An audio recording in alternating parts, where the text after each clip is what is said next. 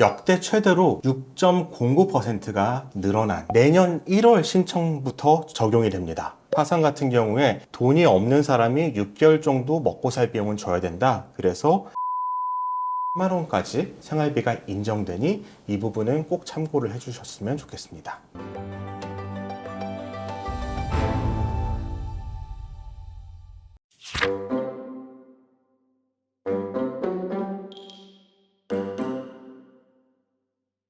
이번에 최저임금이 또 올랐잖아요. 또 그러면 뭐 바뀌게 되는 게 있나요? 최저임금과 관련돼서 발표된 것은 아니고요. 2025년도 기준 중위소득이 발표가 됐어요. 올해 7월 25일에 보건복지부에서 모여서 발표를 했는데 역대 최대로 6.09%가 늘어난 중위소득을 발표를 했고, 이거는 역대 최대인 게 2022년도에는 5.02%가 올랐고 2023년도에는 5.47%가 올랐어요. 기존 것과 대비해서도 굉장히 많이 오른 거예요. 정부에서도 그 부분을 강조하고 있더라고요. 우리가 개인회생을 할 때 최저 생계비가 바로 중위소득으로부터 결정이 돼요. 중위소득의 60%가 개인회생에서의 최저 생계비이기 때문에 굉장히 중요하고, 저 같은 이제 개인회생 변호사 입장에서는 드디어 최저 생계비가 발표됐다, 이렇게 보고 있는 거고요. 그러면 과연 얼마냐? 먼저 중위소득부터 말씀을 드릴게요. 중위소득이 올해 1인 가구 중위소득은 229만 원 정도였고요. 내년에는 239만 원 정도가 돼요. 여기에서 중위소득의 60%가 최저생계비가 되기 때문에 올해는 133만 원이었고 내년에는 143만 5천 원이 됩니다.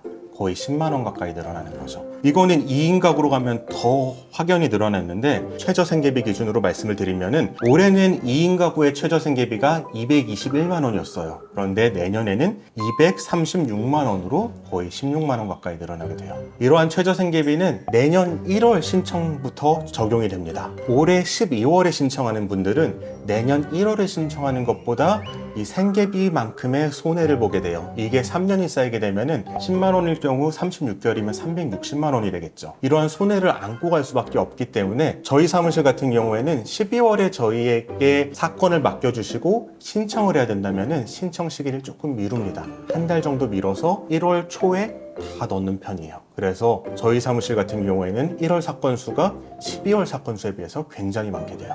그럼 1월 1일부터 다 적용이 되는 건가요? 네, 1월 1일부터 다 적용이 됩니다. 12월 31일에 넣느냐, 1월 1일에 넣느냐에 따라서 달라지게 돼요. 물론 회생위원에 따라서 이거 하루 차이니까 그냥 반영시켜주는 회생위원도 있는데 1월 1일에 넣는 것이 안전하겠죠. 또 바뀌는 게 있나요? 네, 이 중위소득이 최저생계비만 영향을 미치는 게 아니에요. 개인회생에 있어서 좀 중요한 영향을 많이 미치는데, 그 두 번째로 영향을 미치는 부분이 바로 면제재산이 되는 생활비예요. 제가 다른 영상에서도 말씀을 드렸었는데, 이 면제재산이 되는 생활비가 그 전에는 정액제로 약 1,100만 원이었는데 얼마 전부터 이게 4인 가구 중위소득의 40%에 달하는 금액으로 그 금액의 6개월치가 면제재산이 되는 생활비로 법에서 규정이 됐습니다. 그러면은 4인 가구의 중위소득이 내년도에 증가하게 되니까 이 면제재산이 되는 생활비도 당연히 증가하게 되겠죠. 이렇게 증가하게 된 것이 올해는 1,375만 원이었는데 내년이 되면 1,460만 원으로 증가를 하게 돼요. 물론 이거는 모든 회생 파산 신청자가 면제재산을 인정받을 수 있는 것은 아니고요. 개인회생 같은 경우에는 잘 인정을 안 해주지만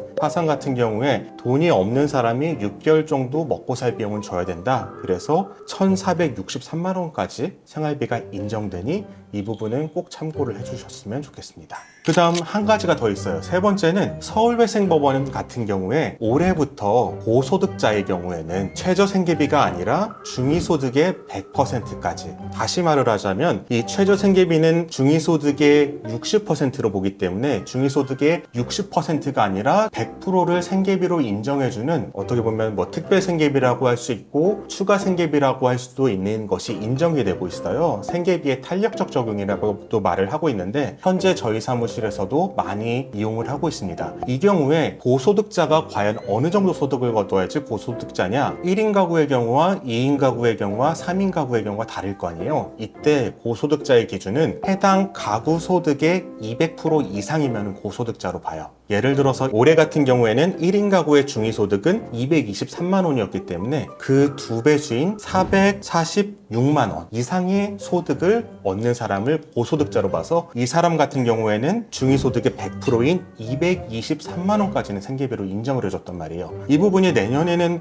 바뀌게 되겠죠. 중위소득이 바뀌게 되니까. 내년도에는 중위소득의 200%는 478만 원이 되니까 내년도 기준으로 239만 원까지 생계비를 인정받을 수가 있어요. 보통 최저 생계비가 143만 5천 원에 그치는 것에 비하면은 거의 100만 원 가까이 증가하게 되는 거기 때문에 굉장히 큰 혜택이죠. 이 부분도 놓쳐서는 안 될 겁니다. 앞으로 되게 넉넉하고 좋아지는 게 많네요.